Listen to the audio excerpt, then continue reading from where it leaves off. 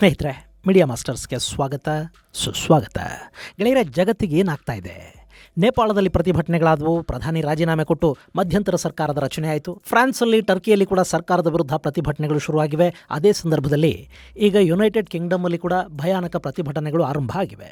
ಅಲ್ಲಿ unite the Kingdom ಅನ್ನೋ ಹೆಸರಲ್ಲಿ ಶುರುವಾಗಿರೋ ಪ್ರತಿಭಟನೆಗಳು ಬ್ರಿಟನ್ನ ವಲಸೆ ನೀತಿಗಳ ವಿರುದ್ಧ ದೊಡ್ಡ ಮಟ್ಟದಲ್ಲಿ ಜನ ಬೀದಿಗಿಳಿಯೋ ಹಾಗೆ ಮಾಡ್ತಾ ಇವೆ. ಶನಿವಾರ ಲಂಡನ್ನಲ್ಲಿ ನಡೆದ ಭಾರೀ ಪ್ರತಿಭಟನೆಯಲ್ಲಿ ಸುಮಾರು 1.5 ಲಕ್ಷ ಜನ ಭಾಗಿಯಾಗಿದ್ರು ಅಂತ ಹೇಳಲಾಗ್ತಾ ಇದೆ. ಇನ್ನು ಈ ಪ್ರತಿಭಟನೆಗಳನ್ನು ವಿರೋಧಿಸಿ ಪ್ರತಿಭಟನಾಕಾರರನ್ನು ರೇಸಿಸ್ಟ್ಗಳು ಅಂತ ಕರೀತಾ ಅಲ್ಲಿನ ಪ್ರಗತಿಪರರು ಇನ್ನೂ ಒಂದು ಪ್ರತಿಭಟನೆ ಮಾಡಿದ್ದಾರೆ. ಲಂಡನ್ ಪೊಲೀಸರು ಜನಾಕ್ರೋಶಕ್ಕೆ ತುತ್ತಾಗಿದ್ದಾರೆ. ಸುಮಾರು 26 ಮಂದಿ ಪೊಲೀಸರು ಗಾಯಗೊಂಡಿದ್ದಾರೆ. ಅದರಲ್ಲಿ 4 ಪರಿಸ್ಥಿತಿ ಚಿಂತಾಜನಕವಾಗಿದೆ ಅಂತ ಹೇಳಲಾಗ್ತಾ ಇದೆ. ಹಾಗಾದರೆ ಲಂಡನ್ನಲ್ಲಿ ಯಾಕೆ ಈ ಪರಿಯ ಆಕ್ರೋಶ? ಬನ್ನಿ ನೋಡೋಣ. ಗೆಳೆಯರೆ, ಶನಿವಾರ ಲಂಡನ್ ನಗರ ಅಕ್ಷರಶಃ ಉದ್ವಿಗ್ನಗೊಂಡಿತ್ತು. Far right activist Tommy Robinson ಆಯೋಜಿಸಿದ್ದ ಯುನೈಟ್ ದ ಕಿಂಗ್ಡಮ್ ಹೆಸರಿನ ಪ್ರತಿಭಟನೆಯಲ್ಲಿ ಸುಮಾರು 1.5 ಲಕ್ಷ ಜನ ಭಾಗವಹಿಸಿದ್ರು. ಇದೇ ಸಂದರ್ಭದಲ್ಲಿ ಲಂಡನ್ನಲ್ಲಿನ ಅನಿಯಂತ್ರಿತ ವಲಸೆಯ ವಿರುದ್ಧ ಎಲನ್ ಮಸ್ಕ್ ಕೂಡ ಒಂದು ವಿಡಿಯೋ ರಿಲೀಸ್ ಮಾಡಿದ್ರು. ಒಟ್ಟಾರೆ ಬ್ರಿಟನ್ನ ಜನ ಅಲ್ಲಿನ ವಲಸಿಗರು, ಅಕ್ರಮ ವಲಸಿಗರನ್ನ ತಮ್ಮ ನೆಲದಿಂದ ಹೊರಹಾಕುವಂತೆ ಒತ್ತಾಯವನ್ನು ಶುರು ಮಾಡಿದ್ದಾರೆ. ಗೆಳೆಯರೆ, ಬ್ರಿಟನ್ನಲ್ಲಿ ವಲಸಿಗರ ಕಾಟ ಅನ್ನೋದು ಇವತ್ತು ನೆನ್ನೆ ಎದ್ದಲ್ಲ. ಯುರೋಪಿಯನ್ ಯೂನಿಯನ್ನ ನಿರಾಶ್ರಿತರ ಕುರಿತಾದ ಕಾನೂನುಗಳಿಂದ ಸಮಸ್ಯೆ ಆಗ್ತಾ ಇದೆ ಅನ್ನೋ ಕಾರಣಕ್ಕೇನೆ ಬ್ರಿಟನ್ ಯುರೋಪಿಯನ್ ಯೂನಿಯನ್ನಿಂದ ಹೊರಬರೋ ನಿರ್ಧಾರ ಮಾಡಿತು ಮತ್ತು ಅದೇ ಕಾರಣಕ್ಕೆ ತನಗಾಗುವ ಆರ್ಥಿಕ ನಷ್ಟಗಳನ್ನೂ ಲೆಕ್ಕಿಸದೆ ಬ್ರೆಕ್ಸಿಟ್ ಮಾಡಿಕೊಳ್ತು. ಆದರೂ ಅಲ್ಲಿ ವಲಸಿಗರ ಸಮಸ್ಯೆ ಮಾತ್ರ ಕಡಿಮೆ ಏನಾಗಲಿಲ್ಲ. ಈ ಬ್ರಿಟನ್ ಅನ್ನೋದು 19ನೇ ಶತಮಾನದಲ್ಲಿ ಇಡೀ ಜಗತ್ತನ್ನು ತನ್ನ ವಸಾಹತು ಮಾಡಿಕೊಂಡು ಆಳ್ವಿಕೆ ಮಾಡ್ತಲ್ಲ, ಅವತ್ತು ಇವರು ಎಲ್ಲ ಕಡೆಗೆ ಹೋಗಿದ್ರು. ಹೀಗಾಗಿ ಇವತ್ತು ಎಲ್ಲ ಕಡೆ ಜನನು ಅಲ್ಲಿಗೆ ಬಂದು ಸೇರ್ತಾ ಇದ್ದಾರೆ. ಕರ್ಮ ರಿಟರ್ನ್ಸ್ ಬಿಡಿ ಅಂತ ನಾವಿದನ್ನು ಏನೇ ಲೈಟಾಗಿ ಹೇಳಿದ್ರು, ಇವತ್ತು ವಲಸೆಗಳಿಂದ ಅಲ್ಲಿನ ಜನ ಸಮಸ್ಯೆಗೀಡಾಗ್ತಾ ಇದ್ದಾರೆ ಎನ್ನುವುದು ಸುಳ್ಳಂತೂ ಅಲ್ಲ. ಗೆಳೆಯರೆ, ವಲಸೆಗಳಲ್ಲಿ 2 ಥರ. ಯಾವುದೇ ದೇಶಕ್ಕೆ ಬೇರೆ ದೇಶಗಳಿಂದ ಸ್ಕಿಲ್ಡ್ ವರ್ಕರ್ಸ್ ಬಂದರು ಅಂತ ಇಟ್ಕೊಳ್ಳಿ. ಅವರು ಆ ದೇಶದ ಆರ್ಥಿಕತೆಗೆ ಸಹಾಯ ಮಾಡ್ತಾರೆ, ಅಲ್ಲಿನ ಉತ್ಪಾದನೆ ಆದಾಯವನ್ನು ಹೆಚ್ಚು ಮಾಡ್ತಾರೆ. ಹಾಗೆ ಬಂಡವಾಳ ಹೂಡೋದಕ್ಕೆ ಜನ ಬಂದರೆ ಅವರು ಉದ್ಯೋಗ ಸೃಷ್ಟಿಯನ್ನು ಮಾಡ್ತಾರೆ. ಹೀಗೆ ಬರೋ ಜನರ ಲೆಕ್ಕಾಚಾರಗಳು ಕೂಡ ಸರ್ಕಾರದ ಬಳಿ ಇರುತ್ತವೆ. ಆದರೆ ಯಾವುದೇ ದೇಶಕ್ಕೆ ಯಾವ ಸ್ಕಿಲ್ಲು ಇಲ್ಲದೆ ಬರೋ ಜನ ಮತ್ತು ಅಕ್ರಮವಾಗಿ ಗಡಿ ದಾಟಿ ಬರೋ ಜನ, ಆಶ್ರಯವನ್ನು ಬಯಸಿ ಬರೋ ಜನ ಇದ್ದಾರೆ ನೋಡಿ, ಅವರು ತಾವು ಕಾಲಿಡೋ ದೇಶದ ವಾತಾವರಣವನ್ನು ಹಾಳು ಮಾಡ್ತಾರೆ. ಅದೀಗ ಬ್ರಿಟನ್ ಸೇರಿ ಸಾಕಷ್ಟು ಯುರೋಪಿಯನ್ ದೇಶಗಳಲ್ಲಿ ನಮಗೆ ಕಾಣೋದಕ್ಕೆ ಸಿಗ್ತಾ ಇದೆ. ಗೆಳೆಯರೆ, ಅಮೆರಿಕಾದ ಉಪಾಧ್ಯಕ್ಷ JD ವ್ಯಾನ್ಸ್ ಅವರ ಈ ಮಾತುಗಳನ್ನು ಒಮ್ಮೆ ಕೇಳಿಸ್ಕೊಂಡು ಬಿಡಿ. What is the first truly Islamist country that will get a nuclear weapon? And we were like, maybe it's Iran, maybe Pakistan already kind of counts. And then we sort of finally decided maybe it's actually the UK, since Labour. ಇನ್ನು ಕೆಲವೇ ದಿನಗಳಲ್ಲಿ ಜಗತ್ತಿನ nuclear ಶಕ್ತ Islamic ದೇಶ ಅನ್ನಿಸ್ಕೊಳ್ಳೋದು ಇರಾನೋ ಅಥವಾ ಪಾಕಿಸ್ತಾನನೋ ಅಲ್ಲ, ಬದಲಿಗೆ Britain ಅಂತ ಅವ್ರು ಹೇಳ್ತಾ ಇದ್ದಾರೆ. ಅರೆ, ಪಾಕಿಸ್ತಾನದಲ್ಲಿ ಈಗಾಗಲೇ ನ್ಯೂಕ್ಲಿಯರ್ ಇದೆಯಲ್ಲ ಅಂತ ನೀವು ಅಂದ್ಕೋತಾ ಇದ್ದೀರೇನೋ?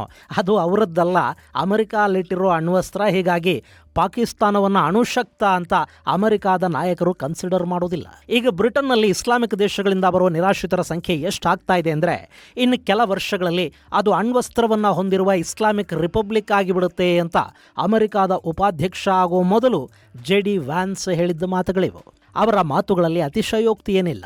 2025 ಜೂನ್ ತಿಂಗಳವರೆಗಿನ ಲೆಕ್ಕಾಚಾರದ ಪ್ರಕಾರ ಅಲ್ಲಿ ಆಶ್ರಯ ಕೋರಿ ಬಂದವರ ಸಂಖ್ಯೆ 1,11,084 ಅಂತ ದಾಖಲೆಗಳು ಹೇಳ್ತಾ ಇವೆ. ಹೀಗೆ ಬಂದವರನ್ನು ಸರ್ಕಾರ ಅಲ್ಲಿನ ಹೋಟೆಲ್ಗಳಲ್ಲಿರುತ್ತೆ, ಅವರಿಗೆ ಬೇಕಾದ ವ್ಯವಸ್ಥೆಗಳನ್ನು ಮಾಡಿಕೊಡುತ್ತೆ. ಅವರಿಗೆ ಕೆಲಸ ಸಿಗೋವರೆಗೆ ಸರ್ಕಾರಿ ಖರ್ಚಲ್ಲಿ ಅವರನ್ನು ಸಾಕಬೇಕಾಗತ್ತೆ. ಇನ್ನು ಅವರು ಕೆಲಸ ಮಾಡದೇ ಇದ್ದರೂ ಅವರನ್ನು ಸರ್ಕಾರ ಸಾಕಬೇಕು. ಮತ್ತು ಅವರು ಯಾವ ದೇಶದಿಂದ ಬಂದಿರ್ತಾರೆ ಆ ದೇಶದಲ್ಲಿ ಸಮಸ್ಯೆಗಳು ಬಗೆಹರಿದು ಇವರು ವಾಪಸ್ಸು ಹೋಗೋ ಥರದ ಪರಿಸ್ಥಿತಿ ಅಲ್ಲಿ ನಿರ್ಮಾಣ ಆಗೋವರೆಗೆ ಕೂಡ ಆ ನಿರಾಶ್ರಿತರಿಗೆ ಇಲ್ಲಿ ಆಶ್ರಯವನ್ನು ಕೊಡಬೇಕಾಗಿ ಬರುತ್ತೆ. ಹಾಗಂತ 1951 ರೆಫ್ಯೂಜಿ ಕನ್ವೆನ್ಷನ್ ಹೇಳ್ತಾ ಇದೆ. ಅದಕ್ಕೆ ಯಾವೆಲ್ಲ ದೇಶಗಳು ಸಹಿ ಹಾಕಿವೆಯೋ ಅವೆಲ್ಲ ಕೂಡ ನಿರಾಶ್ರಿತರನ್ನ ಸಾಕಲೇಬೇಕು. ಬ್ರಿಟನ್ ಕೂಡ ಅದೇ ಅನಿವಾರ್ಯತೆಗೆ ಬಿದ್ದಿದೆ ಮತ್ತು ಇದಕ್ಕಾಗಿ ಪ್ರತಿ ವರ್ಷ ಬಿಲಿಯಾಂತರ ಪೌಂಡ್ಗಳಷ್ಟು ಹಣವನ್ನು ಅವರು ಖರ್ಚು ಮಾಡಬೇಕಾಗಿ ಬರ್ತಾ ಇದೆ. ಗೆಳೆಯರೆ, ಪಶ್ಚಿಮದ ಜನ ಮೊದಲು ಇದರ ಬಗ್ಗೆ ತುಂಬಾ ಲಿಬರಲ್ ಆಗಿ ಯೋಚನೆ ಮಾಡ್ತಾ ಇದ್ರು. ತಾವು ಜಗತ್ತನ್ನ ಕಾಪಾಡೋದಕ್ಕಿದೀವಿ ಅನ್ನೋ ಭ್ರಮೆ ಇತ್ತಲ್ಲ, ಹಿಂಗಾಗಿ ಆ ನಿರಾಶ್ರಿತರಿಗೆ ಸರ್ಕಾರಗಳು ಆಶ್ರಯ ಕೊಡ್ತಾ ಹೋದ್ವು. ಆದರೆ ಹಾಗೆ ಬಂದವರ ಸಂಖ್ಯೆ ಹೆಚ್ಚಾಗೋದಕ್ಕೆ ಶುರುವಾದ ನಂತರ ಅದರ ಪರಿಣಾಮಗಳು ಏನಾಗತ್ವೆ ಅನ್ನೋದು ಅಲ್ಲಿನ ಜನರ ಅರಿವಿಗೆ ಬರೋದಕ್ಕೆ ಶುರುವಾಯಿತು. ಯುರೋಪಿಯನ್ ದೇಶಗಳಿಗೆ ಬರೋ ನಿರಾಶ್ರಿತರು ಅಲ್ಲಿ ಅಪರಾಧ ಕೃತ್ಯಗಳಲ್ಲಿ ಭಾಗಿಯಾಗೋದು ಹೆಚ್ಚಾಗ್ತಾ ಹೋಯಿತು. ಅಷ್ಟೇ ಅಲ್ಲ, ಅವರು ಸ್ಥಳೀಯರ ಕೆಲಸಗಳನ್ನು ಕಿತ್ಕೊಳ್ತಾ ಹೋದ್ರು, ಅವರ ಸೌಲಭ್ಯಗಳನ್ನು ಕಿತ್ಕೊಂಡ್ರು. ನಾನಾ ರೀತಿಯ ಸಮಸ್ಯೆಗಳು ಬ್ರಿಟನ್ನಲ್ಲಿ ಕೂಡ ಶುರು ಆಗ್ತಾ ಹೋದ್ವು. ಅಲ್ಲ, ಒಂದಷ್ಟು ಜನ ನಿರಾಶ್ರಿತರು ಬಂದರೆ ಅವರಿಗೆ ಆಶ್ರಯ ಕೊಟ್ಟರೆ ಏನಾಗುತ್ತೆ ಅಂತ ನಿಮಗೆ ಅನ್ನಿಸ್ಬೋದು. ಗೆಳೆಯರೆ, ಒಂದು ದೇಶ ತನ್ನ ಜನಸಂಖ್ಯೆಗೆ ಅನುಗುಣವಾಗಿ ಒಂದಷ್ಟು ವ್ಯವಸ್ಥೆಗಳನ್ನು ಮಾಡಿಕೊಂಡಿರುತ್ತೆ. ಜನಸಂಖ್ಯೆ ಹೆಚ್ಚಾದ ಹಾಗೆ ಸೌಲಭ್ಯಗಳನ್ನು ಕೂಡ ಅವರು ಹೆಚ್ಚು ಮಾಡ್ತಾ ಹೋಗಬೇಕು. ಅದರಲ್ಲೂ ಚಿಕ್ಕ ಚಿಕ್ಕ ದೇಶಗಳಲ್ಲಿ ಜನ ಭಾರತದಂಥ ದೇಶಗಳಿಗಿಂತ ಹೆಚ್ಚು ಖುಷಿಯಾಗಿ ಸುಖವಾಗಿ ಕಾಣ್ತಾ ಇರ್ತಾರೆ. ಯಾಕೆಂದರೆ ಅಲ್ಲಿ ಜನಸಂಖ್ಯೆ ಕಡಿಮೆ ಇರೋದ್ರಿಂದ ಅವರಿಗೆಲ್ಲ ಅಗತ್ಯ ಸೌಲಭ್ಯಗಳು ಸುಲಭವಾಗಿ ಸಿಗ್ತಾ ಹೋಗುತ್ತವೆ. ಆಸ್ಪತ್ರೆ, ಶಾಲೆ, ಆಹಾರ, ಉದ್ಯೋಗ, ವಸತಿ ಯಾವುದಕ್ಕೂ ಅಲ್ಲಿ ಸಮಸ್ಯೆ ಇರುವುದಿಲ್ಲ. ಆದರೆ ಅದೇ ದೇಶಕ್ಕೆ ಇದ್ದಕ್ಕಿದ್ದ ಹಾಗೆ ಲಕ್ಷಾಂತರ ಜನ ಬಂದುಬಿಟ್ರು ಅಂತ ಇಟ್ಕೊಳ್ಳಿ, ಅವರು ನಾಗರಿಕ ಸೌಲಭ್ಯಗಳನ್ನು ಹೆಚ್ಚು ಮಾಡಬೇಕಾಗತ್ತೆ. ಆದರೆ ದೇಶದ ಆದಾಯ ಏನು ಹೆಚ್ಚಾಗಿರುವುದಿಲ್ಲ.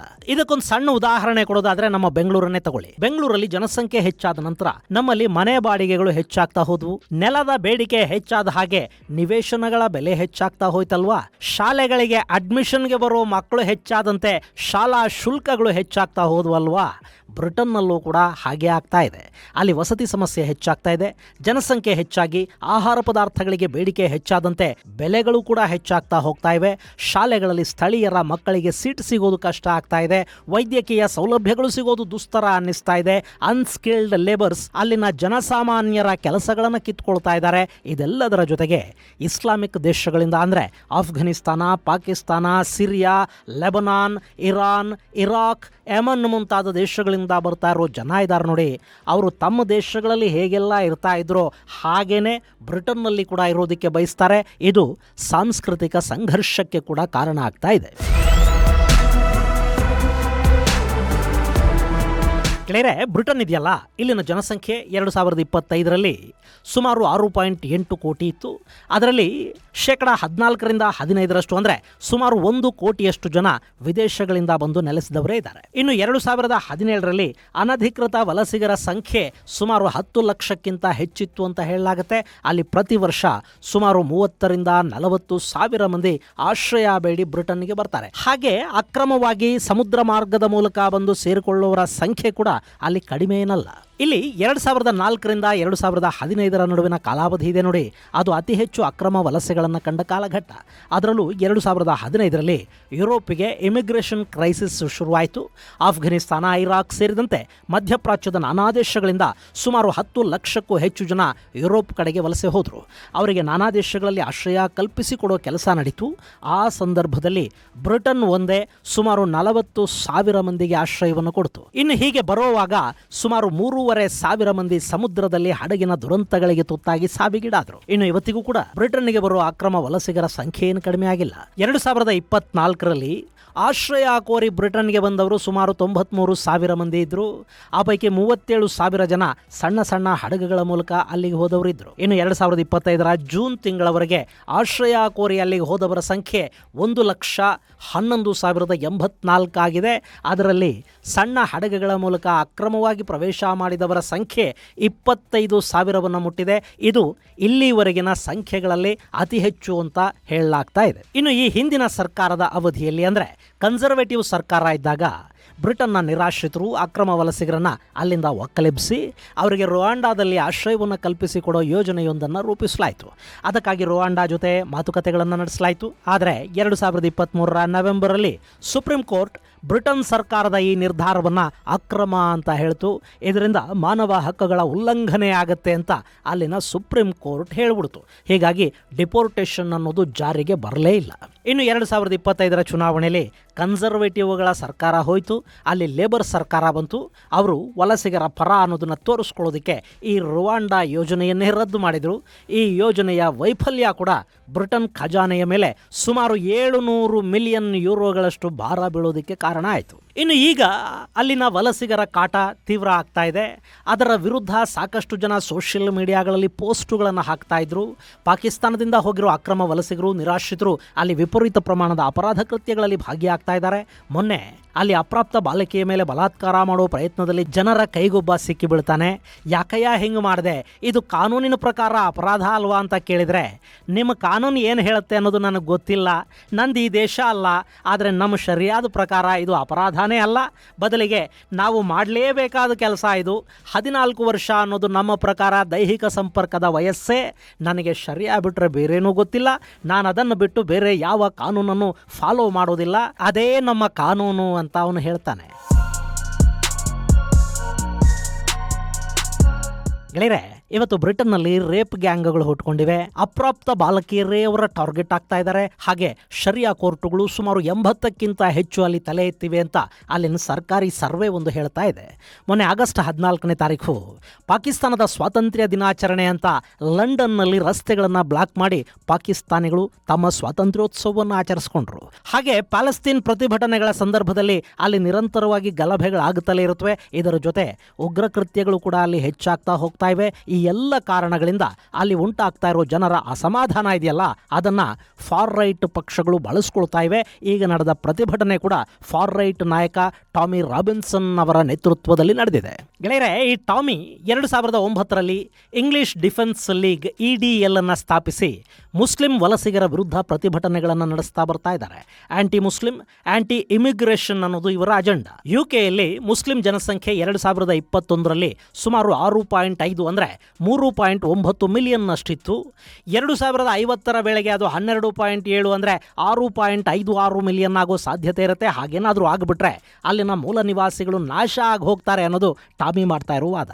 ಎಕ್ಸಲ್ಲಿ ಟಾಮಿಗೆ ಸುಮಾರು 10 ಲಕ್ಷಕ್ಕೂ ಹೆಚ್ಚು ಫಾಲೋಯರ್ಸ್ ಇದ್ದಾರೆ. ಜೊತೆಗೆ ಎಲನ್ ಮಸ್ಕ್ ಅವರ ಬೆಂಬಲ ಕೂಡ ಇದೆ. ಈಗಿನ ಪ್ರತಿಭಟನೆಗಳ ನೇತೃತ್ವವನ್ನು ಕೂಡ ಇದೇ ಟಾಮಿ ವಹಿಸಿಕೊಂಡಿದ್ದಾರೆ. ಈ ಪ್ರತಿಭಟನೆಗಳು, ಫಾರ್ ರೈಟುಗಳು ಸಂಘಟಿತರಾಗ್ತಾ ಇರೋ ರೀತಿ, ಅವರ ಆಕ್ಟಿವಿಟಿಗಳು, ಇವುಗಳನ್ನೆಲ್ಲ ನೋಡ್ತಾ ಇದ್ರೆ ಮುಂದಿನ ಚುನಾವಣೆಯ ಹೊತ್ತಿಗೆ ಬ್ರಿಟನ್ನಲ್ಲಿ ಮತ್ತೊಂದು ಹೊಸ ಪಕ್ಷ ಅಸ್ತಿತ್ವಕ್ಕೆ ಬಂದು ಅವರು ಅಧಿಕಾರವನ್ನ ತಮ್ಮ ಕೈಗೆ ತಗೊಂಡ್ರೆ ಆಶ್ಚರ್ಯ ಏನು ಪಡಬೇಕಾಗಿಲ್ಲ. ಇದು ಗೆಳೆಯರೆ, ಬ್ರಿಟನ್ನಲ್ಲಿ ಶುರುವಾಗಿರೋ ವಲಸಿಗರ ವಿರುದ್ಧದ ಪ್ರತಿಭಟನೆಗಳು, ಅಸಹನೆಗಳು, ಅದಕ್ಕೆ ಕಾರಣ ಆಗ್ತಾ ಇರೋ ಅಂಶಗಳ ಕುರಿತಾದ ಒಂದಷ್ಟು ಮಾಹಿತಿ. ಮುಂದಿನ ಸಂಚಿಕೆಯಲ್ಲಿ ಮತ್ತಷ್ಟು ವಿಶೇಷಗಳ ಜೊತೆ ಮತ್ತೆ ಭೇಟಿಯಾಗೋಣ. ಅಲ್ಲಿವರೆಗೆ ಜೈ ಹಿಂದ್, ಜೈ ಕರ್ನಾಟಕ.